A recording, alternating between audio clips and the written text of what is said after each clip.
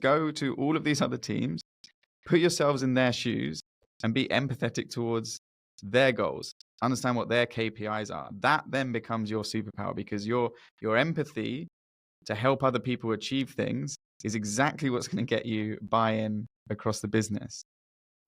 Welcome to the Community Unlocked podcast hosted by Helena and Olena, where we have in-depth conversations with top-tier community leaders and growth experts.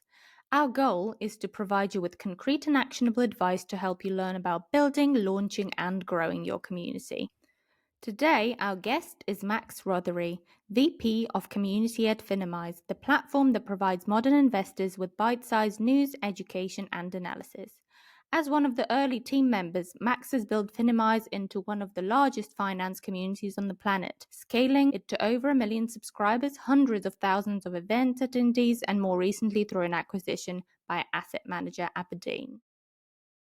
Max, hi, welcome to the podcast. Thanks so much for coming. No worries. Thanks for having me. We're really excited to chat to you today and to learn from you. And I actually just want to ask you, how did you get into the community world, especially into finance? That's just so unusual. I've not heard many people having that path. Yeah. I don't know if you found this, but I've never met anyone in community that planned to end up in community. Everyone just sort of falls into it. And the same was very true for me.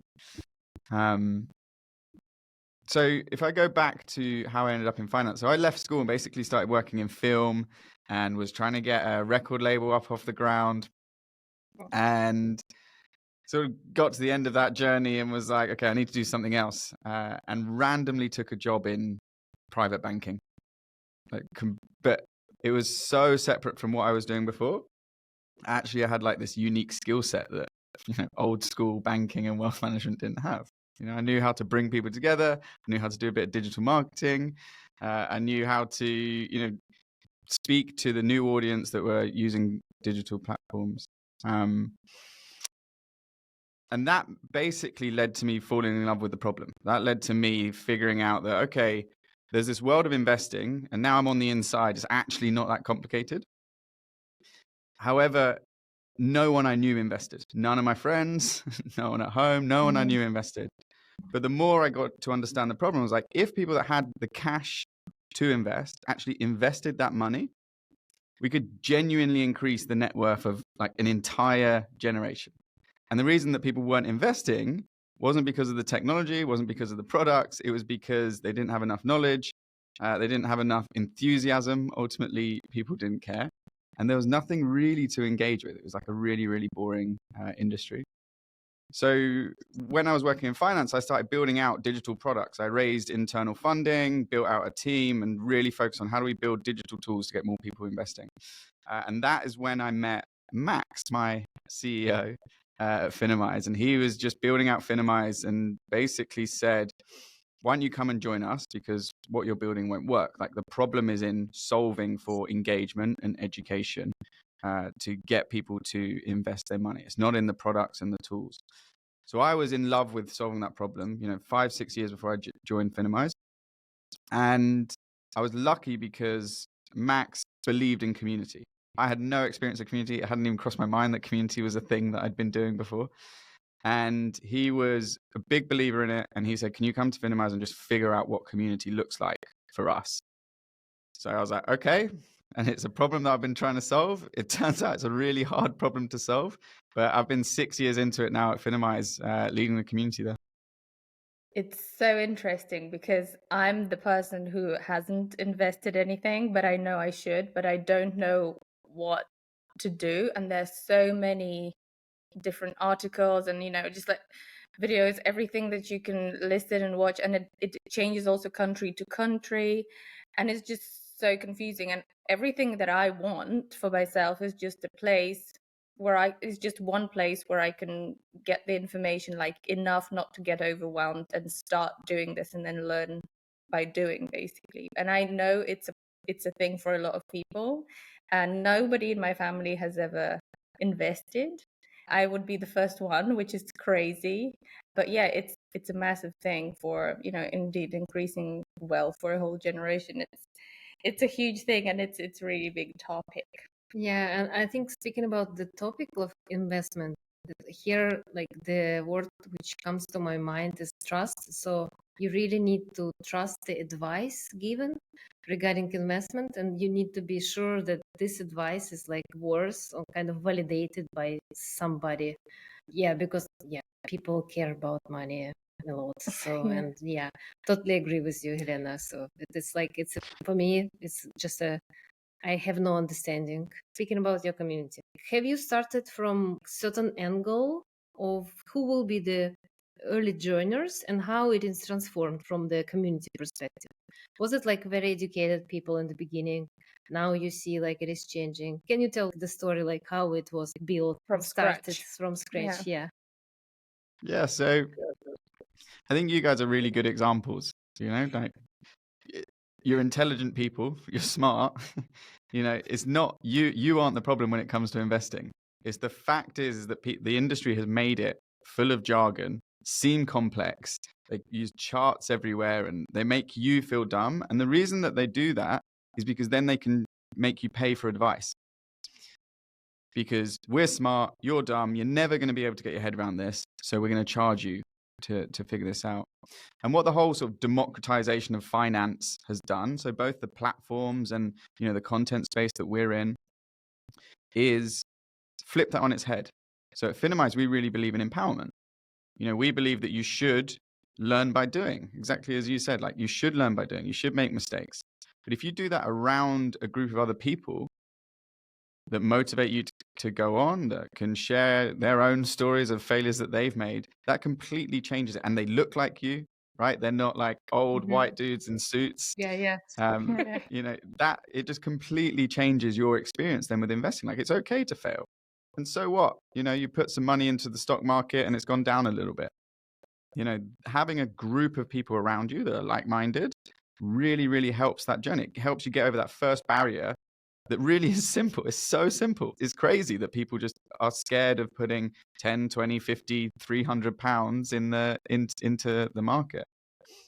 So that's where we started. It was like, there isn't a place in this world for people who are interested in finance, interested in business, and interested in investing, but aren't investment professionals. Right? So there were no events for you to attend. If you were saying, you know what, I'm really interested in what's happening with a few of the brands I like. I'm really interested in what's happening in the stock. I'm actually starting to follow what's going on in the markets.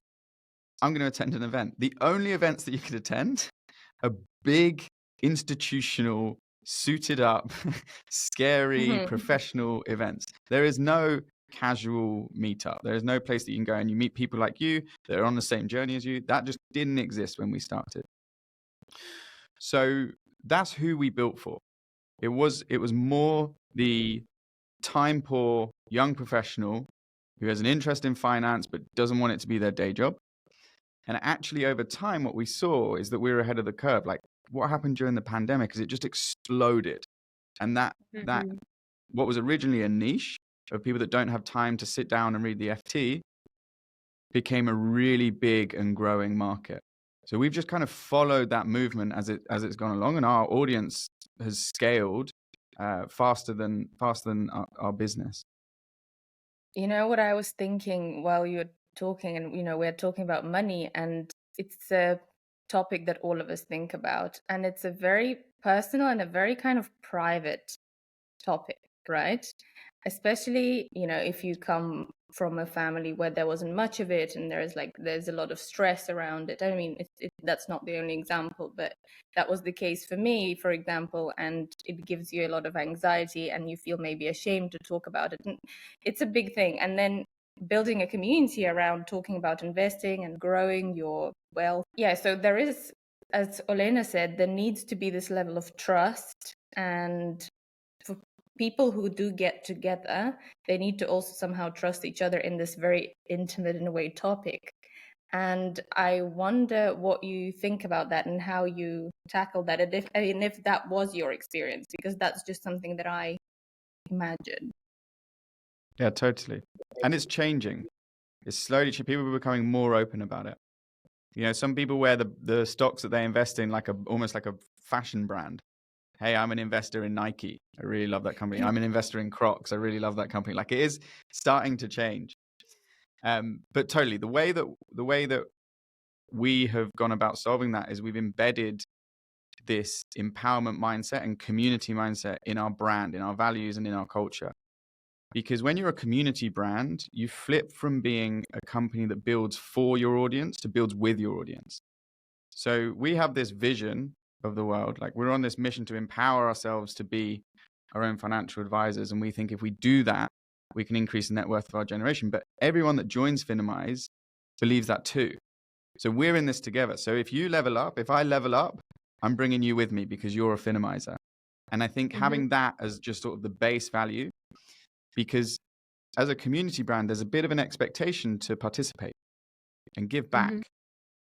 And the beautiful thing that happens is when you start participating and giving back in an educational space, you learn more. You learn much faster when you start to share and teach other people the few small things that you've picked up. I have a question regarding, I assume in this type of community, you're probably really careful with attracting a specific type of people, and you mentioned giving back. And my assumption that the typical financial consultants, once they see the kind of audience they can target with their services, they probably potentially can try to be a part of your community. So how you balance this? Basically, yes, we are empowerment community for financial education, I would say. And then there are some people who will be joining community, but they are not fit. Like, did you have this, like, and how you solve this basically balance in your community? And yeah, or maybe community is some kind of self-serving this, I don't know. So basically it comes down to this instilling values. Like, when you build community, simplicity of your message is so important, because you need that message and those values to transfer from, like, you tell one person, they're going to tell one person, and then the new people that get onboarded, that message has to continue. So it's really simple, just embedding, like, there is no sales here. No one is selling anything here.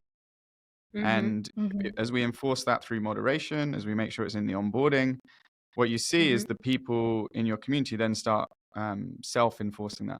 And, very naturally that started to happen just from embedding it in the the base values of why we're gathering together. That makes a lot of sense. And then I imagine that if I joined the community and then there were a lot of sales pitches going on there, it would not make me trust that space. So yeah, I've seen that. There's also the other way I think about it is, you have to create flywheels that create value for the core member you're building for, but also don't create value for the people that you don't want in there. So very quickly, if you try and pitch your services into a community where no one wants to be sold to, you're not going to keep that up. We really don't have that happen. It's very, very rare, but anytime it does happen, it just very quickly falls away because the community is not built for that. Yeah. I'm fascinated by this community and I want to join. I tried to look it up and then obviously I couldn't just enter, which makes a lot of sense. But after this, I'm definitely going to do that. And I'm very curious, actually, we're very curious to know what goes on in there, what kind of programs, what kind of conversations you have. Is it mainly community-led? Because, of course, as you mentioned, you've built with the community for the community, and that's a really amazing selling point there. So I wonder if there are over 1 million subscribers now. Is it just kind of moving by itself? Or are you and your colleagues, of course, a huge part of kind of moving the community forward? Because that's a thing with a lot of communities. Sometimes you need still to push it forward so much. You really need to be involved, but the best thing you want is for the community to be there and kind of grow by itself, and you're just there helping out when needed. Yeah, totally. So we prompt a lot and guide a lot of the conversation, because I think what we figured out is that there are times where the most valuable response is from a community member, and there's times where the most valuable response is from an expert or someone in-house. So our moderation goals basically set the cadence and set those rituals that the community will contribute to. And then we'll have certain pieces of content that are much more valuable to come from the community members.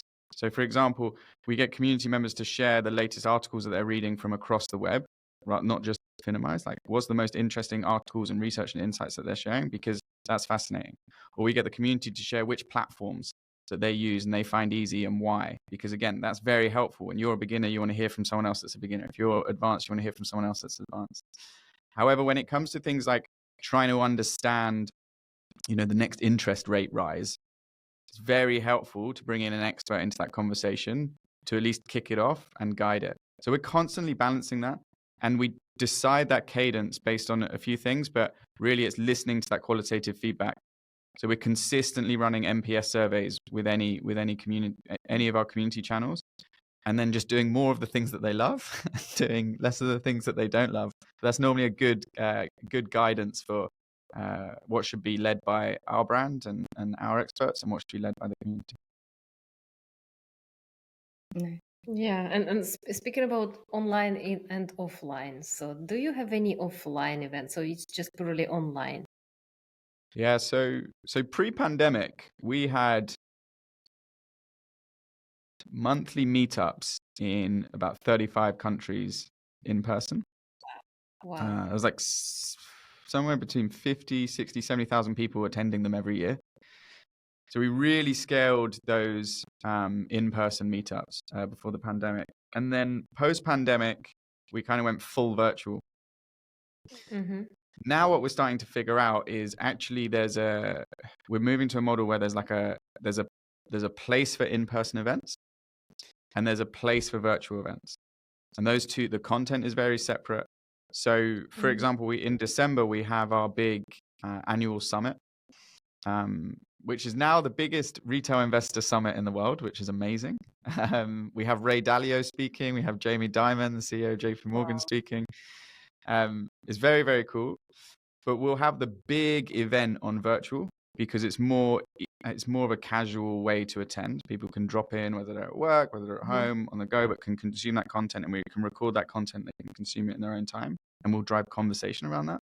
And then we'll have these in-person activations. So we're having a big activation in London where we bring all of the community together.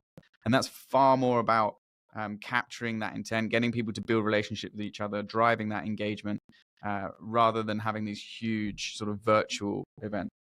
Yeah, and basically what would be the ideal maybe balance between online and offline in proportion from your experience?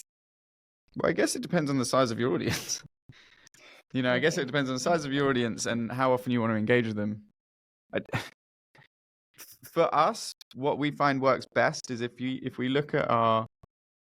segment out our most engaged users, like the people that like to attend in-person events, we'll probably run those monthly now. Monthly to quarterly, we'll have these in-person activations. And then virtually, we run events at least weekly. I'd like to move on to a topic that I know you're very passionate about. And I attended your talk at a conference, and your talk was called Community Everywhere All at Once. And I remember that I was very inspired, and there were some things you said that stuck in my head, and I rewatched it just last night to remind myself of it. So you said that you're passionate about the community everywhere let's say call it a concept. Could you please tell, for the listeners and the viewers who don't know what that means, could you please tell what you mean by that? Yeah. So the idea came out of, essentially, I was tired of thinking of community in channels and programs, and tired of trying to communicate the value of community, when actually the real power of community is the magic that you get, right? There is an intangible value to community that you only know exists when you take it away. But I was tired of trying to get that buy-in across the company, and tired of people thinking of community as a separate thing, because in people's minds, if you're associated with magic and the soft factors, you're not getting executive buy-in. So what you need to move yourself to is that position where you're communicating in revenue. And the best way to do that was to align our community efforts with each of the teams across the business, and then just apply community tactics that would help them drive their goals. So, for example, we sat down with the sales team. We understood what their KPIs were, understood their language, understood how our community programs could feed and drive their metrics forward. After working with the sales team last quarter, 45% of inbound revenue came via the community introductions, because we just embedded the understanding of what they're trying to achieve and then tied our community activities to it. For product, we did the same thing. For content, we did the same thing. And all of a sudden, the teams are starting to see their KPIs improve, directly attributable to the activities that are happening in community. So instead of community becoming a program or a channel or a Discord server, it is just all of our current customers and potential future customers, and how are they contributing to our business? Like, how is that social capital driving our key revenue streams forward?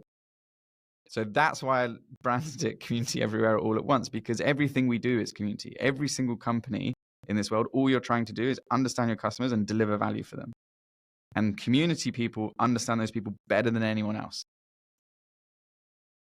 As a community person, you live in this world where you talk to the users, to the community members all the time, and you know what they want, you know what their opinions are. And somehow, I guess, you forget about the fact that others in the team don't have that experience. And there have been a couple of times where somebody approached me and I just shared something that to me was so simple and obvious.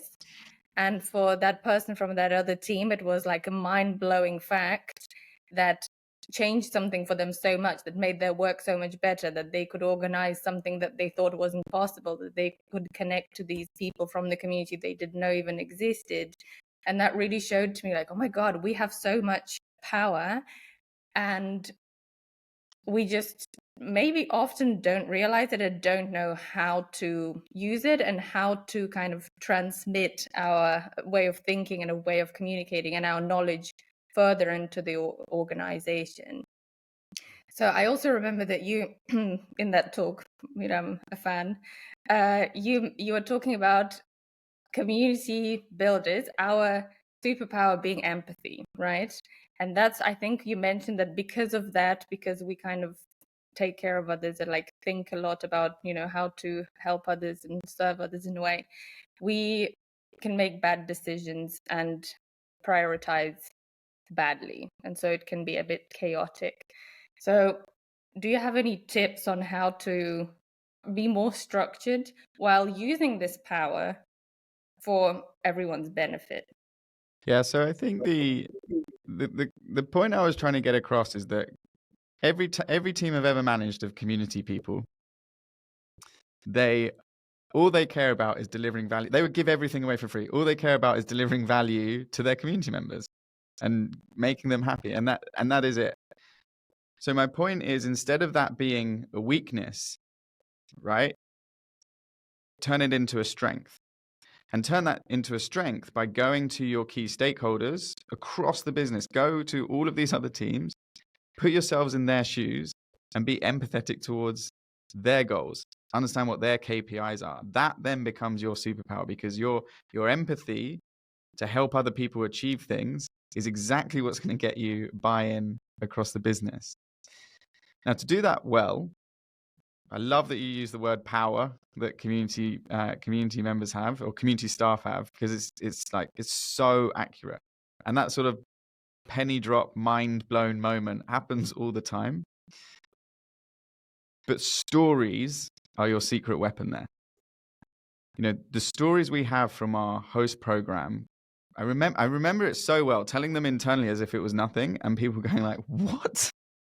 So Let me give you an example. There was one weekend where our community host in India, Digjay, so he'd built a team of other volunteers around him. He had like 4 or 5 people on his team that are helping him organize these events, and they'd organized a road show across 3 cities across India, flying Friday, Saturday, Sunday, flying from one town to the next, and every place they showed up, there was 300 people waiting to attend their event.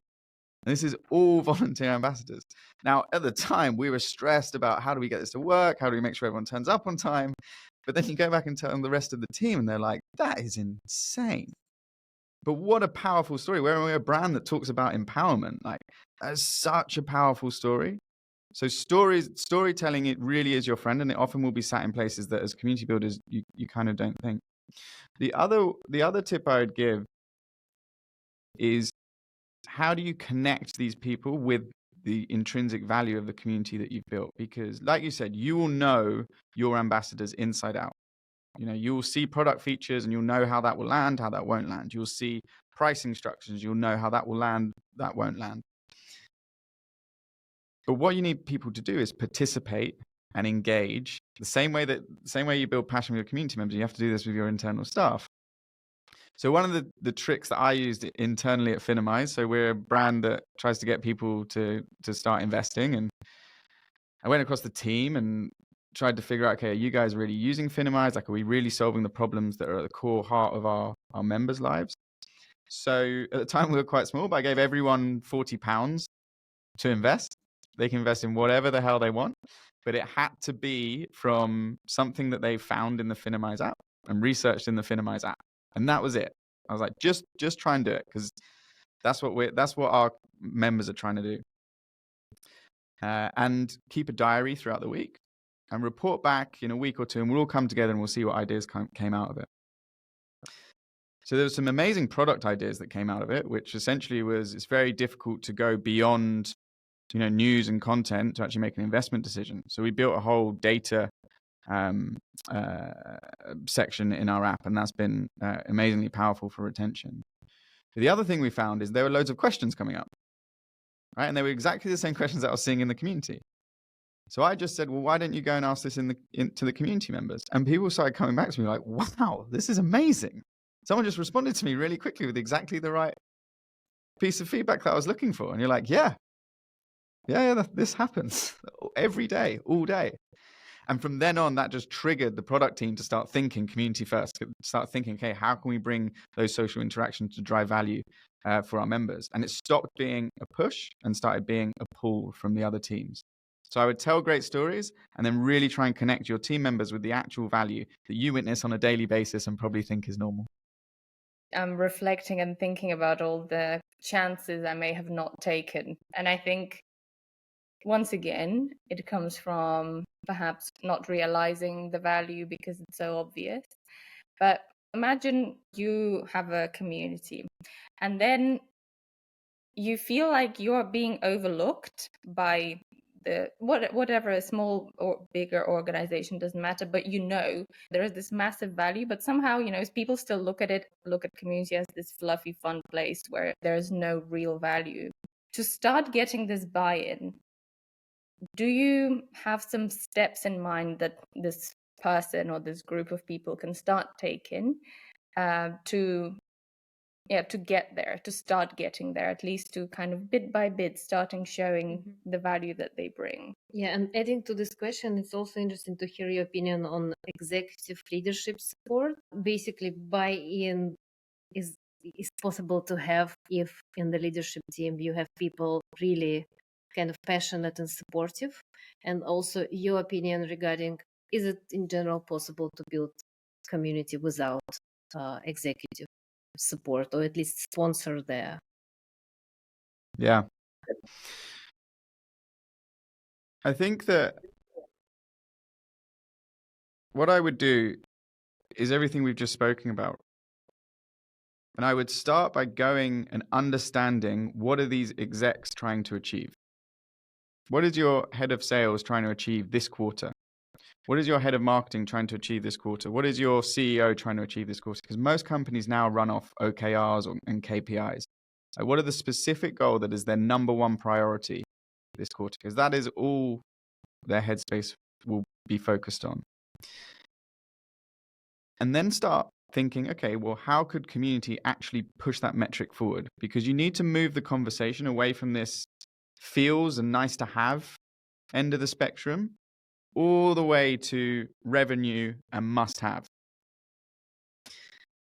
And then you can go to that exec, A, with these powerful stories, B, with connecting with the community, but C, with a very clear plan of like, we can move these metrics for you. You're putting yourself in their shoes, you're speaking their language, and that's how you then start to get that buy-in. Because the danger is of not doing that is you attach the business value that you're trying to drive from your community to a low priority for the company. And as soon as you're in that quadrant of sort of not urgent and low priority for the business, you're never going to get prioritized. Community leaders need to start playing in the urgent and high priority quadrant with their programs. And that should ladder down from whatever the key company KPIs and OKRs are, and the key KPIs and OKRs of the exec team.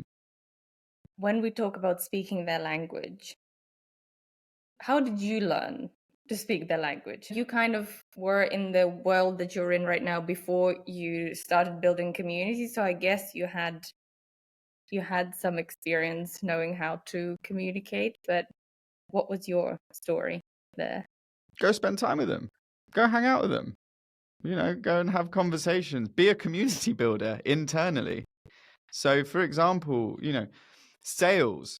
If you're working with sales, you start to hear things like MQLs, SQLs, deal acceleration, deal velocity. Yeah. If you don't understand what those terms are, and it was by attending their weekly meetings, just joining, flying the wall, hey, I want to see those were what were coming up every single week. So I was like, okay, these are important.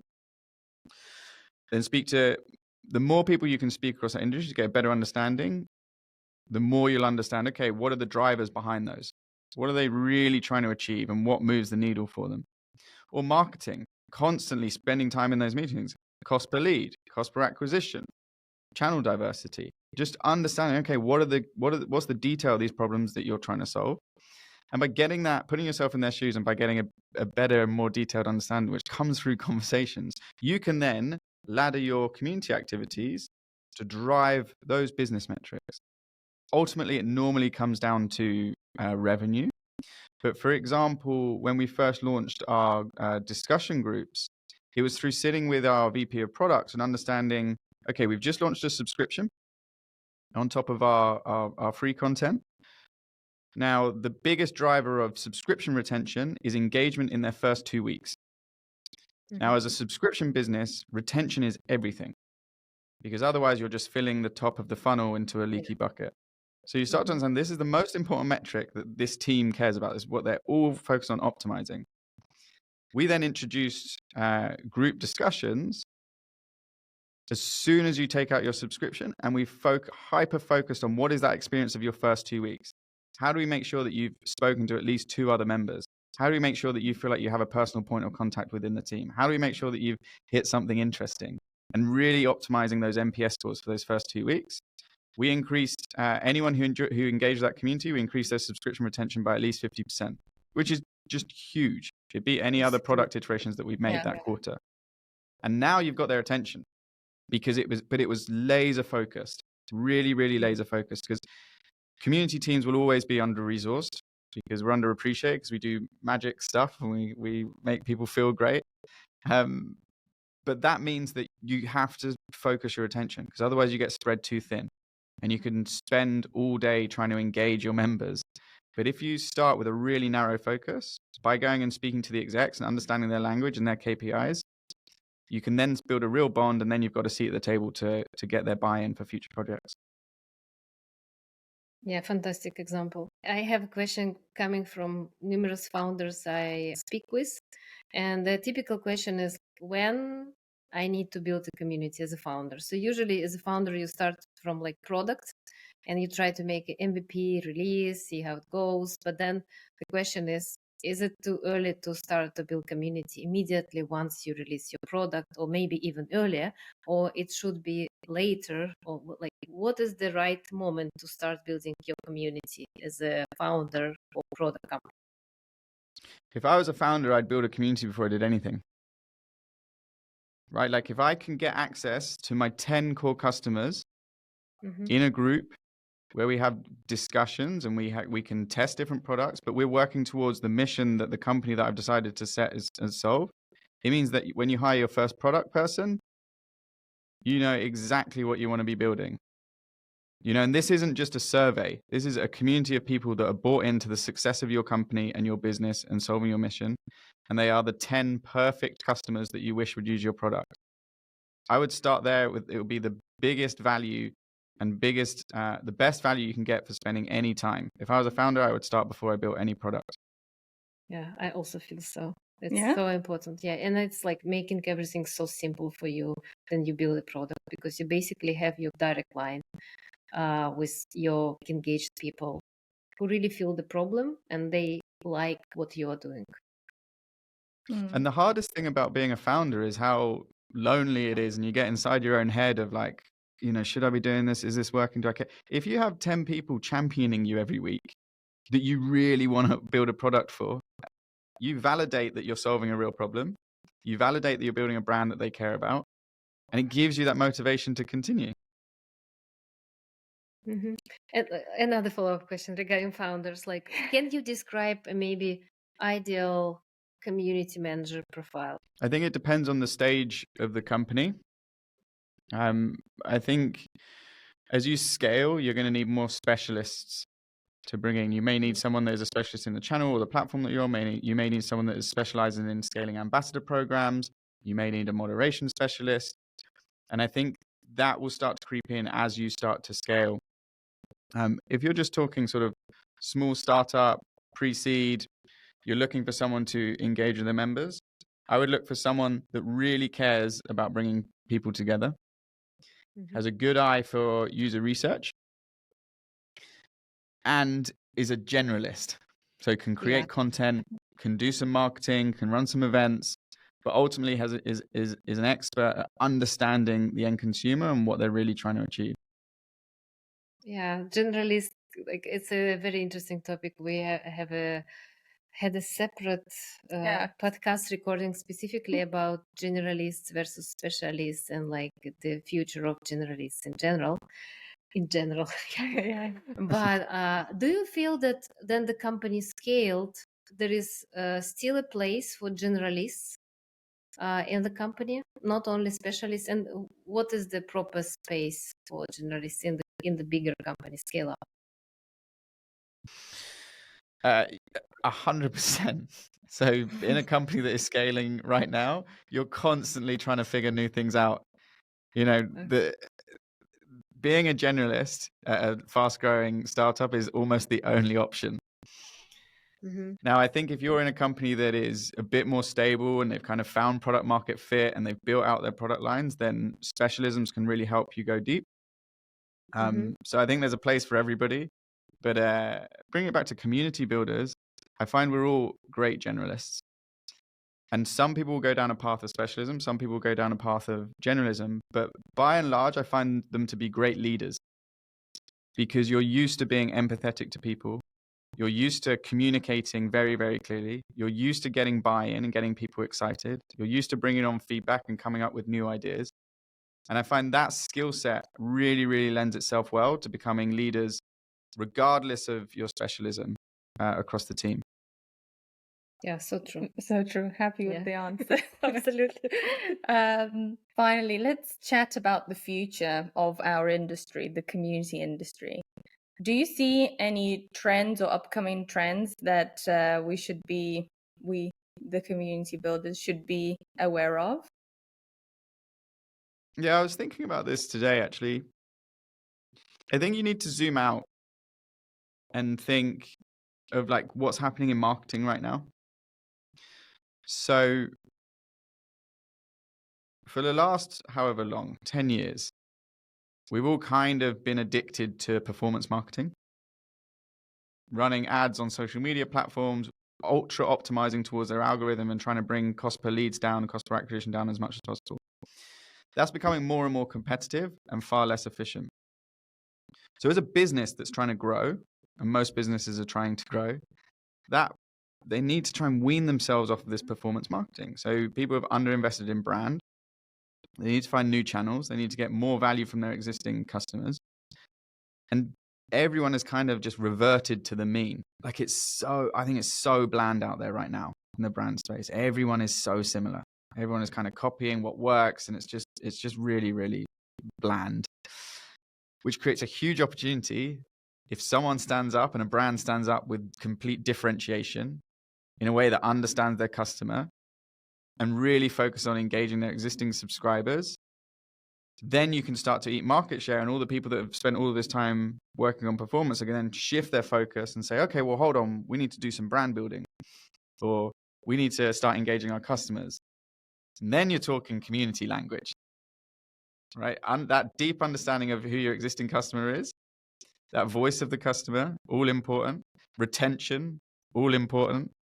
But that point around like differentiation and understanding your community is going to be huge going forwards. So I think what you're starting to see more generally on the marketing landscape is this integrated approach.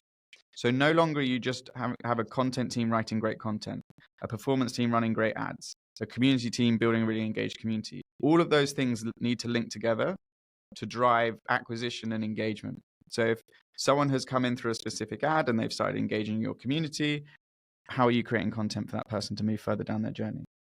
Or if someone has started engaging with a piece of content and used a certain piece of your product, how are you designing your community to move them further and drive their attention?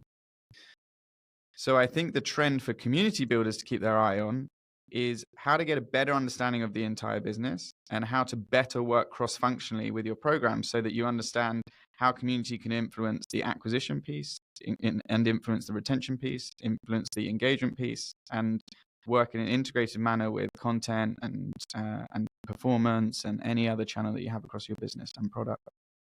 So basically the community everywhere all at once situation that we're talking about. I think so. I think so. Yeah. And I think that's what's next. I feel like as an industry, we had like the big community boom over the last few years. I feel like we really excelled at, the practicalities of community, like ambassador program building. There's a playbook out there now. There wasn't when I started. Mm-hmm. Moderation. There's a playbook out there now for that. There wasn't when I started. But I still feel that what's next for community builders is, okay, we'll now go and understand how that is going to drive marketing forwards. How's that going to drive content forwards? How's that going to drive sales forwards? And I think that's what's next for everyone that is working in community right now. Yeah, I also have a feeling regarding the future of the communities, at least how I feel right now. There are maybe 10 or 15 communities, active communities in Amsterdam for product people, and they are all basically competing for the same audience. And I assume the more communities we will have, the number of people who potentially can participate kind of stable, maybe a little bit growing, but still, but we have a growth on the community side. So basically, it will be a competition between communities for the attention of this people's specific audience, and then the quality of community, quality of people in the community and engagement in the community matters, because you basically will be selecting out of this like 15 communities. I can join only once, for example, per month for offline event. Then I will be thinking, okay, where I'm getting the biggest value, where's the best advice I received, and where I'd like to spend my time. And it will be, I believe, a more competitive environment in communities targeting same people, because they're basically competing for attention. I totally agree. And I love the way that you put that, because that's exactly what's happening with marketing. And the answer to that is we all need to become more personalized in our approach. Really think about, whenever we build communities here for any community program, we start with three things: who, what, and why. Who is this community for? What do we want them to do? And why are they going to do that, take those actions? And I think if you can dial in on those, and the communities that really dial deep on those and build real value for these niche communities, that's where you're going to get retention. That's where you're going to get acquisition. And that's where you're going to drive business value. I think you see it right now. If you just look on social media, the amount of content that is out there competing for our time. So I think what we'll see there in the content world is actually a reversion to quality, a bit more in-depth, a bit more long form, rather than everything being bite-sized and short-form content. I think you'll see a similar thing in community. How do we deepen those interactions and deepen those relationships, perhaps with a smaller audience and not chasing engagement metrics, but ultimately that is what will drive more value. Yeah, the future is bright. Or not. Let's see. Let's see. Well, Max, on this note, unfortunately, we'll have to end our amazing conversation. It was really insightful, really fun, and a lot to think about in the next days for us, and I'm sure for everyone who listens to this. Thank you so much again for coming and spending some time with us. It was a lot of fun, and we'll hope that we'll chat to you very soon. Well, thank you for having me. It was a lot of fun. Thank you so much for listening. If our conversation resonated with you, please consider subscribing to our podcast on Apple Podcasts, Spotify, or wherever you listen to your podcasts. Your ratings and reviews are invaluable in helping us reach more like-minded people. You can find all our episodes and learn more about the show at communityunlocked.substack.com. See you in the next episode.